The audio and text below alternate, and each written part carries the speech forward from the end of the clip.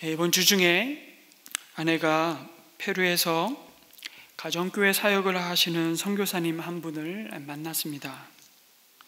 그런데 공교롭게도 그날이 몹시 굉장히 분주했던 하루였습니다.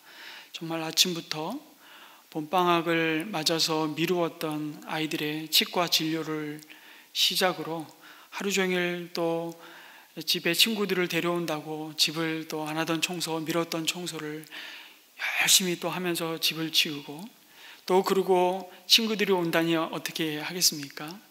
열심히 장을 보아야 또 밥을 해서 먹일 거 아닙니까? 정말 정신없이 하루를 정말 저보다 더 바쁘게 하루를 보냈는데, 선교사님께서 마침 동백에 오시게 되었다는 톡을 주었던 겁니다. 근데 그것을 확인하는 것도 너무 늦는 바람에 저녁에서야 빠듯하게 만남을 가졌습니다. 선교사님은 사실은 미국의 휴스턴 서울교회를 갔을 때 함께 가정교회 연수를 받으면서 연수관에 함께 2주간을 머무르면서 함께 교제를 나눴던 선교사님이셨고, 이분의 남편은 페루 사람입니다. 근데 한국말을 얼마나 잘하는지요. 알아듣는 걸 다 알아들으시더라고요. 그래서 정말 선교지 현장에서 하나님께서 놀랍게 오늘도 정말 캐톨릭 국가 아닙니까? 그 속에서 하나님이 정말 바른 복음을 전하게 하시고 그 영혼들이 돌아오는 그 복음의 열매들을 기쁨 가운데 또 나누면서 목회자들을 섬기는, 특별히 가정교회를 통해서 성도들이 그리스도의 사역자로 세워가는 그 놀라운 소식들을 듣게 되었습니다. 근데 이번에 코로나 상황 속에서도 한국에 좀 나오실 기회가 되어서 혼자 나오시고 6월 달에 이제 남편이 뒤늦게 한국에 들어오게 되는데요. 아내가 선교사님을 만나고서 하는 말이, 선교사님이 한국에 들어오신 지 꽤 되셨는데 이제 한 달이 좀 되신 것 같습니다. 아무라고 표현하기는 좀 그렇지만 선교사를 만나려고 하지 않는다는 이야기를 꺼내는 것이었습니다. 굉장히 불편해하고, 선교지에서 잠시 귀국해서 겪게 되는 또 선교사님들의 고통과 외로움, 그리고 자가격리를 해야 되는데 어느 교회도 받아주지를 않는 겁니다. 이 땅에 뿌리를 내리고 살지 않은 세월이 길면 길수록 사랑하는 고국, 또 가족들이 그럼에도 여전히 있는 고국의 땅에 들어왔지만 오히려 이 땅이 이방인과 같은 그런 서글픔을 쏟아놓기 시작한 것입니다. 그뿐만 아니라 선교지에서 들려오는 코로나 상황 속에서 신음하는 교회의 소식들을 듣게 되었습니다. 제 아내 마음에 지금 위로가 필요하구나. 그 위로는 선교비 후원을 어떻게 할까, 어떻게 도울 수 있을까, 이런 문제가 아니라 지금 이 시간 나의 자리를 그 선교사님에게 내어주었던 그 시간이 사실은 위로였고 큰 감사의 시간이었다고 돌아와서 선교사님 만나고 그 이야기를 이렇게 나누는 것이었습니다. 말씀을 묵상하다가 오늘 고린도후서 말씀을 시작하면서 사도 바울은 그 어떤 말보다 고난과 위로라는 말을 깊이 전하고 있습니다. 반복해서. 여러분, 이 고린도후서 말씀은요, 사도 바울이 고린도 교회 성도들에게 쓴 편지입니다. 그런데 이 서신서의 말씀을 우리가 바르게 이해하기 위해서는 이 편지의 전후 문맥을 잘 살피는 것도 중요하지만 더 중요한 것은 그 편지를 보내는 자와 받는 자가 어떤 처지와 형편 가운데 이 편지와 소식을 주고받았는지, 그들의 관계는 어떠했는지를 살피는 것이 더 중요합니다. 역시 고린도후서 말씀도 고린도 교회와 사도 바울 사이에 어떤 일들이 벌어졌는지를 알아야 이해가 됩니다. 여러분, 사도 바울이 잘 아시듯이 2차 전도 여행을 하면서 고린도를 처음 방문했습니다. 그때가 50년에서 51년경입니다. 그런데 마침 그때 고린도에서 로마로부터 추방되어서 고린도에 정착한 브리스길라와 아굴라 이 두 부부를 만났습니다. 바울은 그때 어떤 처지였냐면 고린도에 오기 전에 여러분 잘 아시는 아테네에서 복음을 전하다가 심한 논쟁과 조롱을 받았습니다. 그리고 마음에 큰 낙심과 혹은 두려움을 아는 채 고린도를 방문하게 되었던 것입니다. 그러던 차에 그곳에 이미 정착해서 천막을 만드는 사업을 하고 있던 브리스길라와 아굴라 부부를 만나게 된 것입니다. 그 고린도가 어디에 있는지, 또 바울이 어떤 경로를 통해서 이 아시아와 이 그리스 지역, 유럽의 이 복음이 증거되게 되었는지 한번 지도를 잠시 한번 보시면, 이 지도를 보시면서 설명을 입체적으로 좀 이해했으면 좋겠습니다. 여러분, 고린도가 저 그리스 밑에 그 이탈리아 반도가 있고요. 그 옆쪽에 보면 이제 그리스가 있습니다. 위쪽은 마케도니아 지방이고 그 아래쪽은 아가야 지방이라고 부릅니다. 그래서 고린도 전서 후서에 보면 후서에 고린도 교회에 있는 성도들과 아가야에 있는 성도들에게 편지를 쓴다 그러지, 아가야가 바로 조 지역입니다. 가운데 부분에 이렇게 내려와 있는, 그리고 고린도, 아테네, 이게 보이십니까? 네. 여기서 이제 브리스길라와 아굴라 부부를 만나게 되는데요. 이 부부와 함께 평생 아름다운 동역을 하게 됩니다. 이 부부는 로마에서 이미 예수님을 영접하고 그리스도인이 된 사람들이었는데, 그 당시 로마 황제가 유대인 그리스도인과 본토 그리스도인 간에 많은 갈등과 다툼과 소란이 일어나기 시작하자 그리스도인들을 다 추방해 버립니다. 로마 도시로부터 다 너희들. 그래서 그들이 일구었던 정말 사업을 하나도 건지지 못하고 그냥 정처없이 추방되어서 많은 로마로부터 추방되었던 그리스도인들이 고린도에 정착하게 되었던 것이죠. 거기서 놀랍게 이 복음의 사도인 바울을 이 부부가 만나게 되는 것입니다. 주님의 교회가 세워지는 놀라운 하나님의 섭리와 손길이었음을 보게 되는 것입니다. 이 만남은 바울에게 큰 위로였을 것입니다. 그래서 함께 고린도에서 천막을 만들면서 복음을 전했던 것입니다. 그렇게 해서 예수님을 믿게 된 성도들이 생기면서 고린도 교회가 세워졌습니다. 한 1년 6개월을 머물면서 하나님의 말씀을 바울이 가르치고 교회가 세워지자 사도 바울은 고린도를 떠나서 다른 지역으로 전도 여행을 이어갔습니다. 그렇게 2차 전도 여행을 마치고 자신을 파송한 안디옥 교회로 돌아왔다가 바울은 다시 3차 전도 여행 중에 에베소에 머물게 됩니다. 지도를 다시 한번 보여주시면, 에베소는 지금의 터키 서부 지역에 있는 곳입니다. 에베소 화살표가 되어 있죠? 네.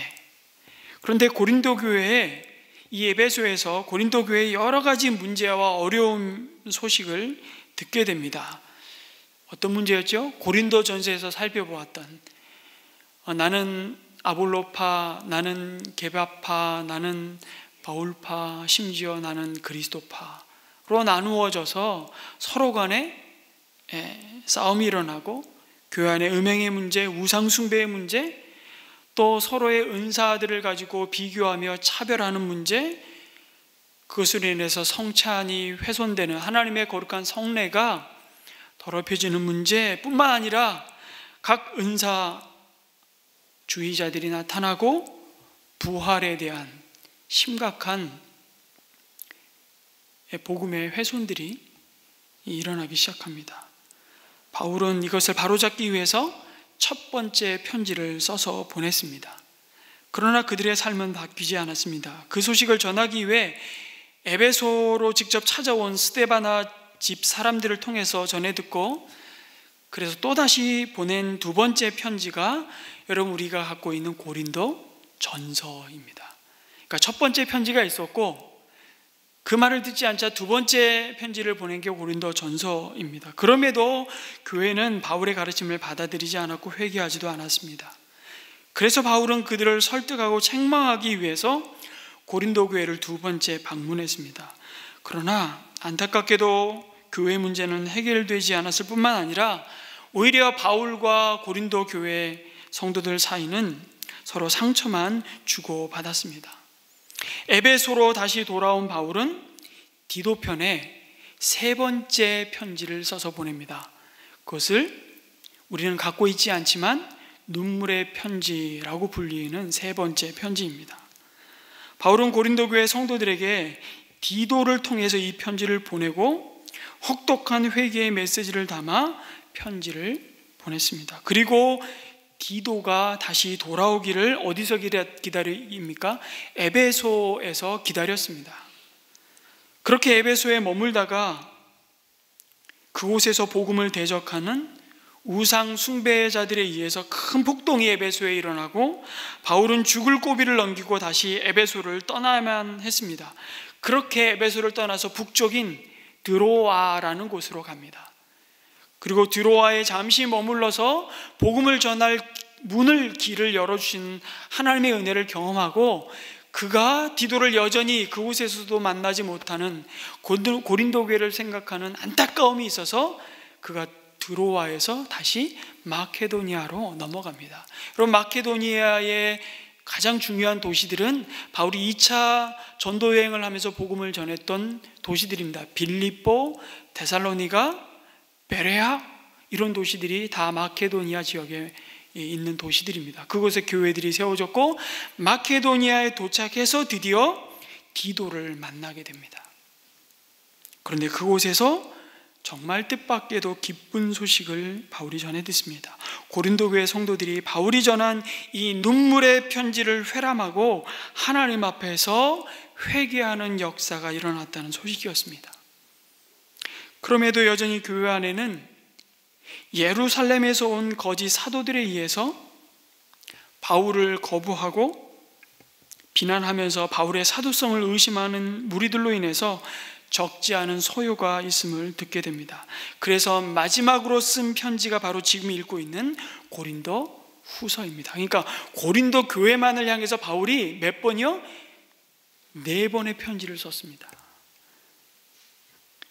바울은 자신이 인정받지 못하고 거부당하는 것이 억울하고 분해서 고린도 후서를 쓴 것이 아니라 자신의 사도성이 거부되고 부정당하는 정말 자존심이 상하는 것이 문제가 아니라 자신이 전한 예수 그리스도의 복음까지 훼손하는 지경까지 이르는 것을 견딜 수 없었기 때문에 고린도 후서를 썼습니다.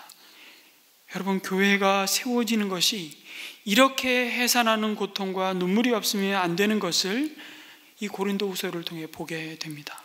그렇게 복음으로 낳은 자식과 같은 교회들 가운데서 더 아픔과 눈물과 손길과 수고가 들어갔던 교회가 바로 고린도 교회였습니다.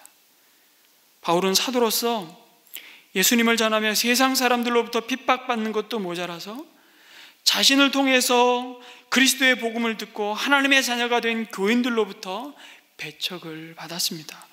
여러 오해에 시달려야 했습니다. 그래서 고린도후서를 여러분 읽다 보면 정말 바울의 북받쳐 오르는 감정을 느끼게 됩니다. 애처롭기까지 합니다. 그런데 여기에 놀라운 주님의 은혜가 부어지는 정말 주옥 같은 말씀들이 고린도후서에 정말 보석과 같이 박혀 있는 것을 보게 됩니다. 고난 중에 위로를 주시는 하나님,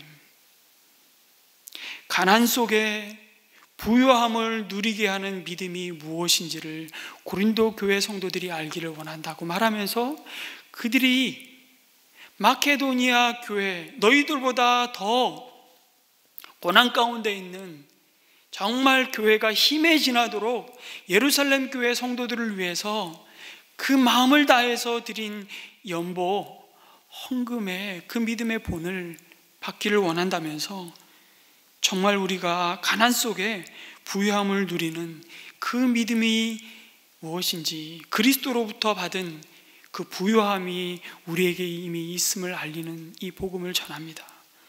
약할 때 강함 되시는 주님을 자랑합니다. 바울은 자기 육체의 갓이 3번이나 간절히 간구했지만 거절된 응답이 오히려 하나님의 은혜라는 사실을 알게 되는 신비한 믿음의 비밀을 증거합니다. 이 모든 말씀이 고린도 후서에 증거됩니다. 이것이 복음의 능력이라고. 고린도 후서는 역설의 편지입니다. 도무지 어울릴 수 없을 것 같은 메시지를 계속 줍니다. 고난과 위로가 어떻게 어울립니까? 근데 그 고난 가운데 우리는 가장 큰 위로를, 하나님의 위로를 경험한다고 바울은 역설하고 있습니다. 그래서 자신을 통해서 복음을 듣고 그리스도인이 된 고린도 교인들이 바울을 비난하고 그의 사도성을 의심하고 거부하는 그 잘못된 가르침에 빠져서 헛된 자랑을 하면서 큰 분란의 소용돌이에 휘말린 교회를 향해 바울은 또다시 채찍, 정말 책망하는 것이 아니라 하나님의 은혜와 평강이 있기를 소망하면서 가장 먼저 하나님의 자비와 위로의 메시지를 전합니다. 그래서 자신에게 그런 아픔을 준 고린도 교회 성도들에게 3절에 보니까 우리 주 예수 그리스도의 아버지이신 하나님을 찬양합시다 라고 권면합니다. 여러분, 지금 그런 말을 할 분위기가 아닙니다. 그런데도 하나님을 찬양합시다. 그 말은 먼저 하늘에 계신 하나님을 그냥 멀리 있는 막연한 하나님을 믿은 것이 아니고 지금 자기와 함께 하시는 하나님을 신뢰하고 있다는 증거였습니다. 뿐만 아니라 우리가 어떤 고난과 헤아릴 수 없는 고통 속에서도 하나님을 찬양할 수 있는 이유는 하나님은 자비로우시며 모든 위로를 주시는 분이시기 때문이라고 고백합니다. 고난 속에 받는 은혜가 있다면 여러분, 그것은 하나님만이 진정한 우리의 위로자가 되신다는 사실입니다.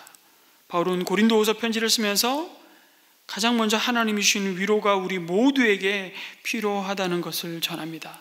3절에서 7절까지 그 짧은 문장 속에 무려 10번이나 위로라는 단어를 쓰고 있습니다. 고린도후서 1장은 위로의 장입니다. 고린도전서 15장이 부활장이고 고린도전서 13장이 사랑의 장이라면 고린도후서 1장의 말씀은 고난 가운데 있는 성도를 향한 위로의 편지이죠. 그리스도의 고난이 우리에게 넘친 것 같이 그리스도로 말미암아 우리의 위로도 넘친다고 고백합니다. 여러분, 그리스도의 고난이 우리에게 넘친다는 것이 무슨 말입니까? 예수님을 믿으려고 하니까, 또 예수님을 증거하려고 하니까 고난이 온다는 겁니다. 예수님을 더 잘 믿으려고 하니까 우리가 예수님을 주님으로 영접하고 정말 예수님을 잘 믿으면 믿을수록 우리에게 고난이 넘친다는 사실을 기억하셔야 됩니다. 그것이 너무 비정상적인 사건이 아니라는 사실을 받아들여야 합니다. 예수님을 따르는 믿음의 길을 가는데 이 세상에서 아무런 부대낌이 없고 갈등이 없고 고난과 시련이 없고 아픔이 없다면 여러분, 그것이야말로 심각하게 생각해 봐야 합니다. 내가 정말 제대로 신앙생활하고 있는 게 맞나? 왠줄 아십니까? 예수님이 이미 그 사랑하는 제자들에게 그렇게 말씀하셨기 때문입니다. 너희가 세상에서는 환난을 당하나 담대하라, 내가 세상을 이기었노라. 너희가 걸어가야 할 길이 좁은 길이라고 말씀하셨습니다. 우리가 받은 소명의 고난이 따릅니다. 사명자라고 해서 환난이 비껴가는 건 아닙니다. 그런데 여러분, 그 고난만 있으면 우리가 이 길을 우리가 어떻게 가겠습니까? 바울은 말합니다. 우리에게 그리스도의 고난이 넘친 것 같이 그 모든 환난 가운데서 하나님의 위로가 또한 넘칠 것이라고. 바울은 고난을 통해 위로의 하나님을 만났습니다. 그 고난이 없었다면 알지 못했을 하나님의 자비와 위로를 경험했습니다. 고난도 오지만 그 고난을 능히 이길 수 있는 위로가 주님으로부터 사도 바울에게 임했다고. 아니, 그 고난이 없었다면 결코 맛볼 수 없는 위로가 우리에게도 있기에 우리는 무너지지 않는다고 약속하십니다. 기억하십시오. 하나님만이 우리의 참 위로자가 되십니다. 아멘. 여러분, 고난이 어떻게 위로가 됩니까? 그 역사를 가능하게 하시는 분이 바로 우리 아버지 하나님이 우리와 함께 하시며 우리의 위로가 되시기 때문입니다. 하나님이 우리의 위로자가 되신다는 의미는 우리가 겪는 고난을 능히 견딜 수 있는 그 힘을 주시며 또한 피할 길을 허락하신다는 말씀입니다. 6절에 바울은 환난 가운데 있는 성도들에게 말합니다. 여러분은 이 위로로 우리가 당하는 것과 같은 똑같은 고난을 견디어냅니다. 하나님의 위로는 시간이 지나면 괜찮아질 거야, 그렇게 말하는 막연하게 그냥 다독거리는 말이 아닙니다. 하나님의 위로는 그 고난과 함께 하시고 견디게 하시는 실제적인 능력이라고 말씀하십니다. 고난이 없어진 것이 아닙니다. 고난을 없게 해달라고 기도하라고 가르치지도 않습니다. 여전히 어떤 고난 가운데 있지만 그 고난을 믿음으로 견딜 수 있는 그 힘을 날마다 공급하신다는 약속이죠. 그래서 로마서 5장 3절 4절에도 놀랍게 바울은 이런 편지를 로마 교회에게도 씁니다. 우리가 환난 중에도 즐거워하나니 이는 환난은 인내를, 인내는 연단은 소망을 이루는 줄 알미로다. 그 소망의 궁극적인 모습이 바로 우리의 구원이 이미 다 이루어졌음을 확신하는 것입니다. 여러분, 우리는 망하지 않습니다. 그 확신이 하나님의 자녀된 사람만이 누릴 수 있는 특권입니다. 그래서 성도는 고난을 당할 때에 눈앞에 있는 고난만 보는 것이 아니라 그 고난을 보는 대신 그 고난 후에 우리에게 부어주시는 위로와 기쁨을 보는 자들이라고 말씀하십니다. 성도 여러분, 우리가 여러 가지 고난과 시련을 만나지만 그 고난 속에서 그 고난을 지나며 붙들어야 할 중요한 믿음의 원리가 있습니다. 그것은 진정한 위로자는 하나님이시라는 사실입니다. 그러면 사람의 위로는 필요 없나요? 그런 뜻은 아닙니다. 사람의 위로도 필요합니다. 그러나 사람의 위로는 참 한계가 있다는 것을 우린 자주자주 경험합니다. 내가 위로하고 싶지만 내 능력으로 할 수 있는 게 별로 많지 않습니다. 고난의 한복판 안에 있는 성도들의 그 아픔과 그 사연을 듣고 기도 제목으로 품다 보면 뭘 경험하는 줄 아십니까? 끊임없이 나의 연약함을 경험하게 됩니다. 내가 해줄 수 있는 게 정말 별로 없구나. 그래서 우리 마지막에 말씀을 살펴보겠지만 기도의 자리로 나아갈 수밖에 없다는 바울의 고백을 정말 실제로 우리 경험하게 되는 것이죠.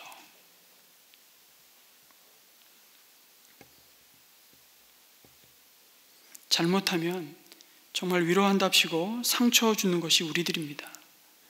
여러분, 장례식장에서 가끔씩 너무너무 이제 정말 우리 겉사람이 후패해져 가고 쇠약해져서 정말 질병 가운데 고생하시다가 부모님들이 하나님의 부르심을 받을 때 우리는 그냥 아무렇지도 않게 호상이라고 표현합니다.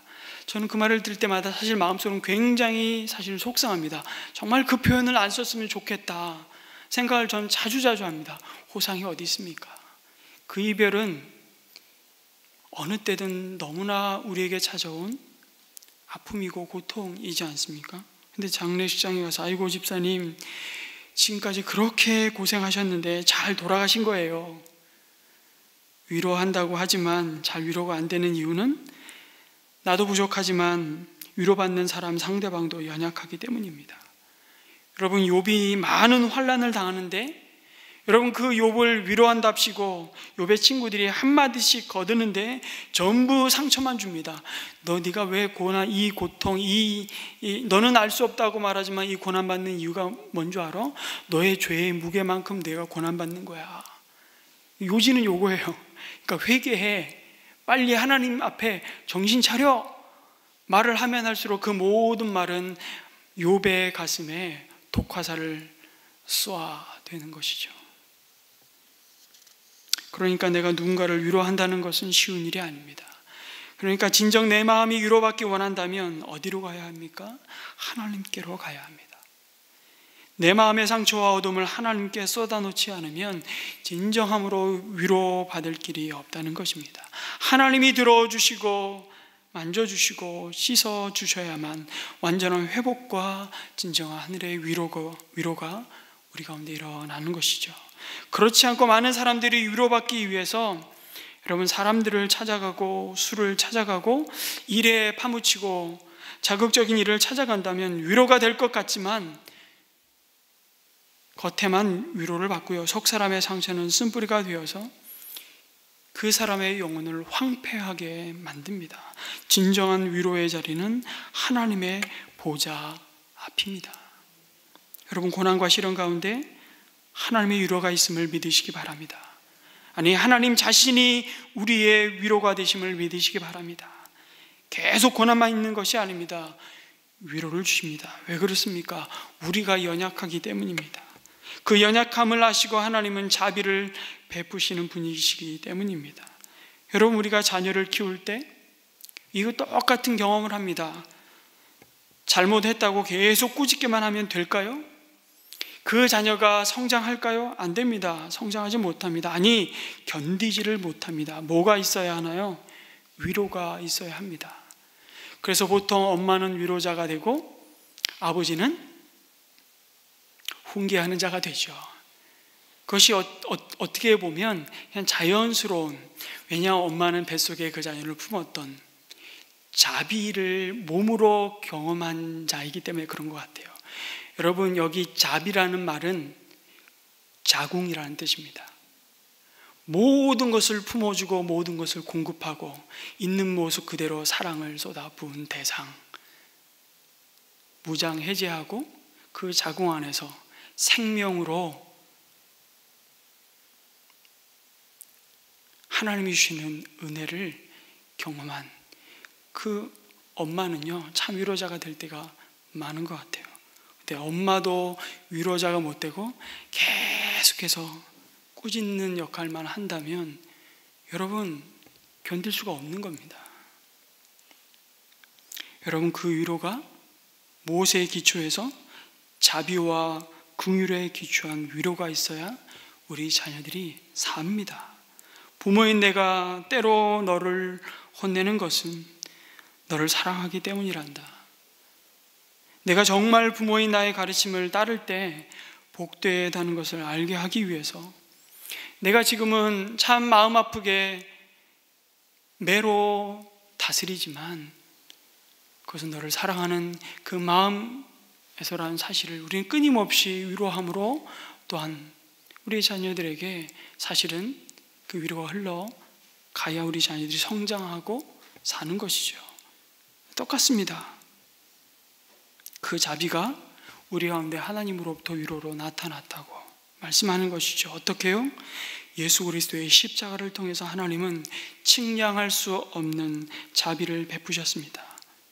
여러분, 십자가가 뭔가 하면 어떻게 하면 한 인간이 죽으면서 가장 고통당할 수 있을까를 고민하면서 만든 방법이 십자가였습니다. 십자가보다 인간이 더 고통스럽게 죽을 수 있는 방법이 있을까요? 없습니다. 아주 잔인한 것이죠. 그런데 하고 많은 죽음의 방법 가운데 왜 하필이면 하나님이신 예수님이 그 최고의 고통 속에서 죽어야만 했을까요?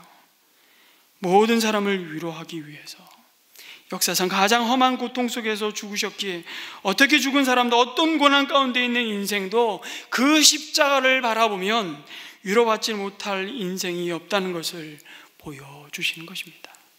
그 약속의 말씀이 5절입니다. 그리스도로 말미암아 우리의 위로도 또한 넘칩니다. 고난 속에서 우리가 먼저 붙들어야 할 진리가 바로 이것입니다. 참된 위로는 하나님께로부터 옵니다. 하나님만이 고난당하는 성도들에게 참된 위로를 주시고 고난을 넉넉히 감당할 수 있는 힘을 주시고 이기게 하시는 이 은혜인 위로가 먼저 하나님께로부터 우리에게 와야 합니다. 그 위로가 십자가에서 이루신 측량할 수 없는 은혜로 부어졌음을 믿고 확신할 때 우리는 다시 일어설 수 있습니다. 아니, 그러면 이렇게 고난에서 우리를 건지시고 그 고난을 감당할 힘과 위로를 주실 거라면, 아니 왜 굳이 이렇게 고난을 받게 하시나, 그런 질문하지 않겠습니까? 그것에 대한 답을 바로 바울은 주십니다. 그것은 하나님께 위로받은 자만이 누군가의 위로자가 되기 때문이죠. 이것이 우리가 고난 속에 받는 은혜입니다. 여러분, 하나님께서는 자기 자녀가 받는 고난을 낭비하기를 원치 않으십니다. 이런 말이 있습니다. 고난은 하나님의 백신이다. 그 고난과 시련이 나를 하나님의 위로하심으로 살렸고 또 누군가를 위로하여 소생케 하시는 하나님의 백신이기 때문입니다.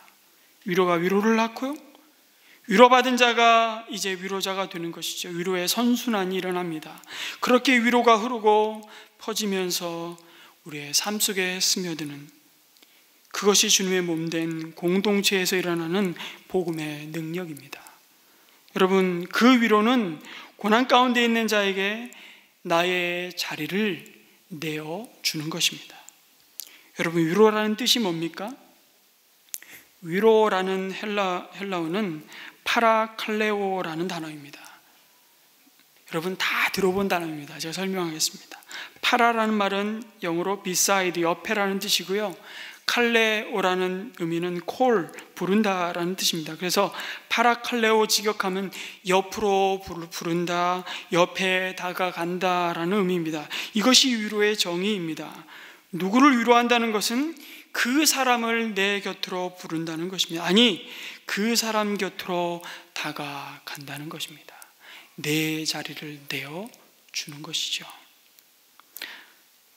나 바빠, 나 정신없어, 다음에 얘기해, 그게 아니고 그 사람의 작은 신음에 귀 기울이고 그 자리를 내어주는 것이 위로입니다. 그래서 하나님께 받은 위로는 혼자만의 선물이 아니라 나눔을 위한 선물이라고 말씀하죠. 우리가 하나님께 받은 그 위로로 우리도 온갖 환난을 당하는 사람을 위로할 수 있습니다. 아파본 사람이, 아픈 사람이 위로자가 된다는 것입니다. 실패하고 슬픔과 고통을 경험한 자가 위로자로 삽니다. 여러분, 욥의 친구들 얘기를 했지만 욥을 위로하기 위해서요, 일주일 동안은 아무 말 안 하고 옆에 있어 주었습니다. 그때까지만 해도 최고의 위로자였습니다, 그 친구들은. 그런데 입을 열어 말하기 시작하자 위로가 아니라 판단자가 되고 상처와 위로, 고통을 주는 독소를 쏟아놓기 시작합니다. 일주일 동안은 정말 욥의 친구와 같은 사람들이 없는 거예요. 다, 심지어 자기 아내마저도 당신 입으로 하나님 저주하고 죽으라고 얘기하는 판에 친구들이 왔다니까요. 옆에 그냥 아무 말 안 하고 일주일 머물러 있는 동안 욥은 진정한 위로를 경험했습니다.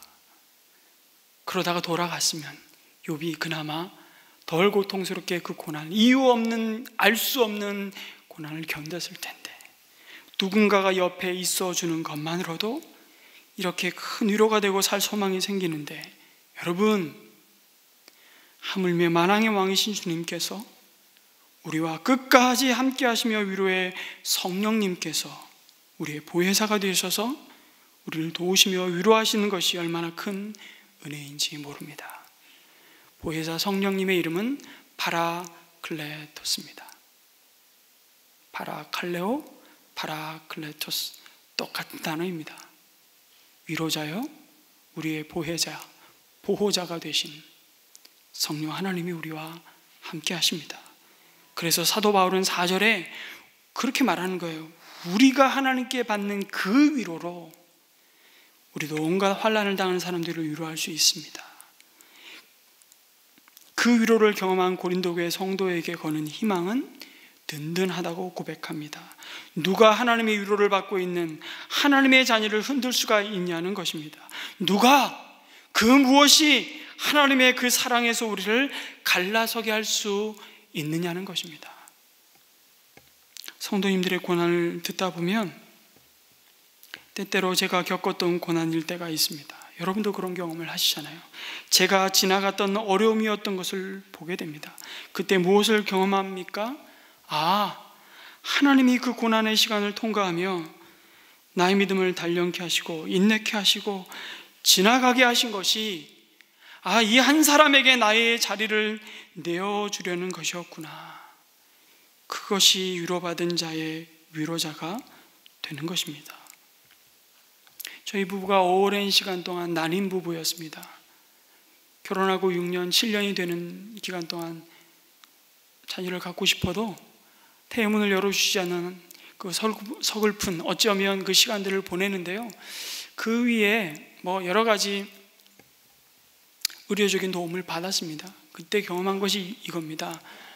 정말 난임 부부 옆에 그냥 같이 울어주고 함께 기도하겠습니다. 그 마음을 전 조금 알 것 같아요. 많은 말이 필요 없더라고요.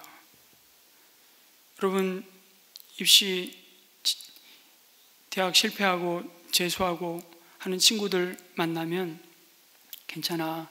지금의 이 실패가 내 인생이 끝난 것처럼 너 보이지만 그렇지 않아. 나를 봐. 나 삼수했어. 까불지 마. 재수하는 주제.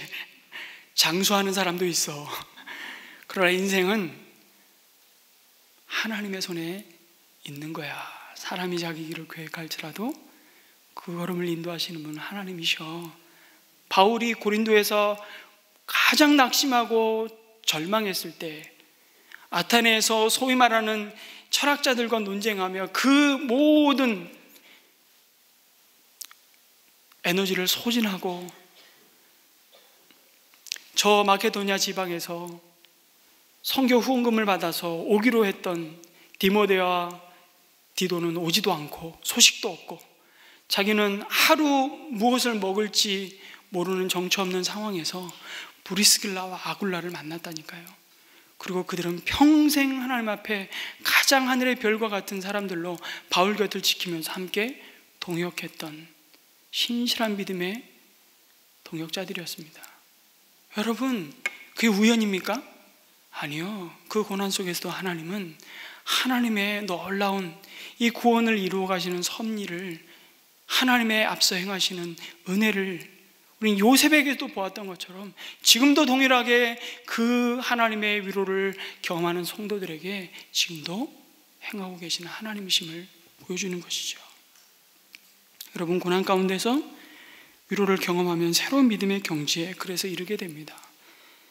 자녀들이 병을 치르면 훌쩍 커 있듯이 교회가 그렇게 자라가는 것입니다. 고난과 환난을 맛보신 분들은 여러분 그 경험을 낭비하지 마시기를 소원합니다.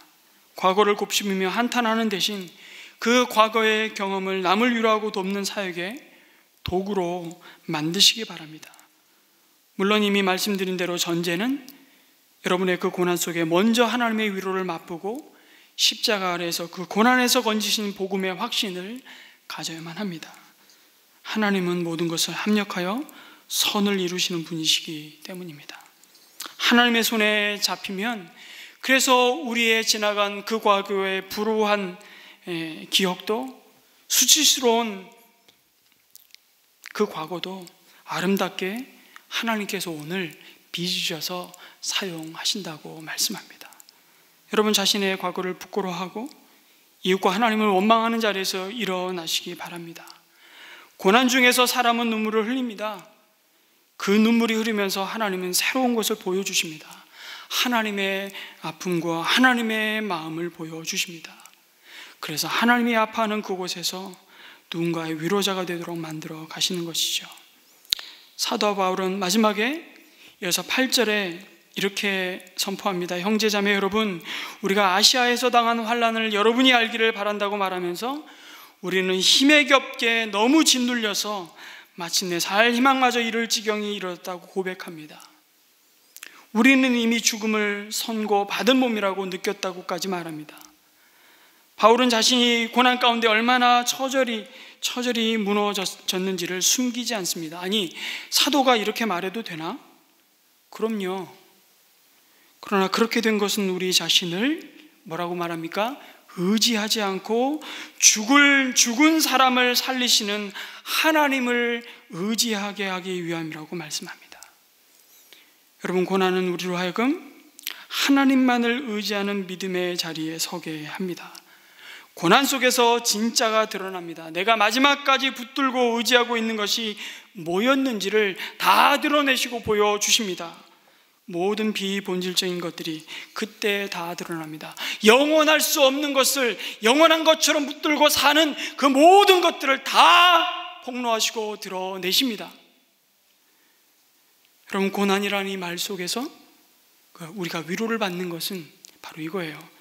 여러분, 고난이라는 말 속에 키질이라는 의미가 있습니다. 키질한다는 거 아시죠? 콩을 키질하면 뭐만 껍데기는 다 날아가고 알곡만 남습니다. 그게 키질입니다.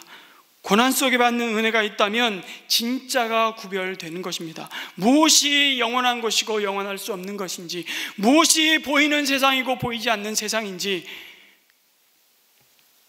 평안할 때는 구분이 잘 안 돼요. 진짜 붙잡고 있어야 할 것과 버려야 할 것이 확 갈라지는 때가 고난의 한복판입니다. 고난이 죽은 자를 다시 살리시는 하나님을 의지하게 만듭니다. 할렐루야. 자신을 의지하지 말고 그때야 비로소 아버지 살려주세요. 신앙은 평생 이 싸움을 하는 것입니다. 주님을 붙드는 싸움 말이요. 우리가 다 예수님을 잘 믿는 것 같았는데 코로나19 사태가 터지니까 예수를 믿는 사람인지 아닌지 우리의 실상을 마주하게 됩니다. 교회에서 예배드리지 못하고 성도들끼리 모이지 못하니까 신앙생활 제대로 하는 건지 맥을 묻히는 성도들을 봅니다. 어쩌면 코로나19는 우리의 믿음을 강하게 연단하시는, 정말 우리로 하여금 하나님만 바라보고 의지하는가, 우리의 믿음을 큰 연단 가운데 용광로와 같은 시간을 지나가게 하심으로 주님을 더욱 꼭 붙잡게 만드는 하나님의 놀라운 일하심을 봅니다. 고난당할 때 비로소 그동안 내가 뭘 의지했을까? 환난은 우리로 하여금 힘 빠지게 하는 것이 아니라 더 우리가 하나님의 은혜를 강하게 붙들게 하는 능력이라는 사실을 믿으시기 바랍니다. 환난이 왔는데 힘이 빠진다. 그러면 내가 환경이나 사람이나 내 자신을 의지했다는 증거입니다. 환난이 왔는데 하나님을 더 의지한다. 그러면 내가 하나님의 은혜를 제대로 받고 있는 증거로 여기시면 거의 틀림없습니다. 어려움과 고통이 왔을 때 더 하나님을 붙들고 가까이 나아가는 능력과 힘으로 작동하는 그 신비한 존재가 성도들입니다. 그 은혜를 받은 성도가 누구냐? 사도 바울은 10절에서 놀라운 선포를 합니다. 같이 읽겠습니다. 10절 말씀입니다. 시작. 하나님께서 이렇게 위험한 죽음의 고비에서 우리를 건져주셨고 지금도 건져주십니다. 또 앞으로도 건져주시리라는 희망을 우리는 하나님께 두었습니다. 아멘. 그래서 기도의 자리로 나아가게 하십니다. 그래서 마지막으로 고난 속에 받는 은혜가 있다면 그것은 우리로 하여금 환난 중에 위로자여 돕는 자여 복음의 능력과 영광이 나타나는 일에 그 일을 위해 하나님 보좌 앞으로 더 가까이 나아가게 하시는 것입니다. 그래서 고통이 나를 살립니다. 기도의 자리로 나아가게 하기 때문이죠. 11절 말씀입니다. 여러분도 기도로 우리에게 협력하여 주십시오. 많은 사람의 기도로 우리가 받게 된 은총을 두고 많은 사람이 우리 때문에 하나님께 감사를 드리게 될 것입니다. 고난은 우리로 하여금 기도하게 하십니다. 그 고난이 없었다면 우리는 기도하지 않았을 겁니다. 아니, 하나님께 은혜를 구할 필요조차 느끼지 못했을 겁니다. 그런데 우리에게 닥쳐온 고난과 시련이 하나님의 도우심과 은혜 아니면 살아갈 수 없다는 그 기도의 자리에 서게 합니다. 은혜 아니어도 살 수 있습니다라고 말하고 있다면 우리는 긴장해야 됩니다. 사랑하는 성도 여러분, 말씀 맺겠습니다. 고통이 올 때 정말 하나님밖에 없음을 경험하게 됩니다. 그래서 교회는 무엇으로 견고해집니까? 고난과 위로입니다. 고난이 무수히 오고 또 파도가 지나가면 또 다른 더 큰 파도가 밀려오지만 고난이 오면 올수록 성도들 안에 위로가 고요히 흘러가는 공동체가 교회입니다. 어떻게 해요? 고난 속에 하나님의 위로를 먼저 경험한 자가 고난 속에 주저앉은 누군가에게 자신의 자리를 내어줄 때입니다. 그리고 함께 죽은 사람을 살리시는 그 부활의 주님을 의지하여 함께 주의 도우심을 구할 때 하나님 오늘도 그 고난과 시련을 능히 이길 수 있는 힘과 피할 길을 주시는 하늘의 위로를 넘치도록 부어 주실 것입니다. 그 소망을 하나님께 두며 우리 다 함께 자리에서 일어나서 이 찬양을 하나님 앞에 고백하며 결단의 기도를 올려드리겠습니다.